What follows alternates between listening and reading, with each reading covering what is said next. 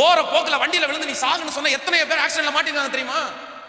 எத்தனையோ பேர் சாட்சி இருக்குது, போய் விசாரித்து பாருங்கள். ஒரு அம்மா குழந்தைய பிடிச்சி சாகும்போது அழும்போது, ஐயோ இப்பதானே நான் சொல்லி அனுப்புனேன், எங்கேயாவது விழுந்து சாகுன்னு சொன்னேனே, அதே மாதிரியே வந்துட்டியாப்பா, அதே மாதிரியே வந்துட்டியப்பா, என் வார்த்தையே உன்னை கொன்றுச்சு, நானே உன்னை கொன்னுட்டனே.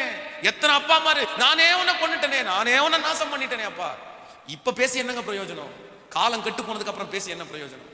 அதனாலதான் ஆண்டவர் சொல்றார், மரணமும் ஜீவனும் நாவின் அதிகாரத்தில் இருக்கிறது. கேன்சல் பண்ணுங்க. உங்க பிள்ளைகளுக்கு விரோதமாய் பேசின வார்த்தைகளை கேன்சல் பண்ணுங்க.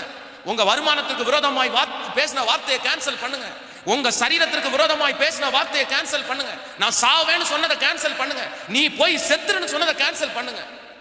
நீ இந்த வீட்டில் இல்லைன்னா தான் எனக்கு நிம்மதின்னு சொன்னதை கேன்சல் பண்ணுங்க. கர்த்தர் அந்த வார்த்தைக்கு நியாயம் தீர்ப்பாரே, ஆனால் அந்த வார்த்தையினுடைய உச்சம், வார்த்தையினுடைய கொடுமை மிக பெரியதை நீங்க அனுபவிக்க வேண்டியது இருக்கும்.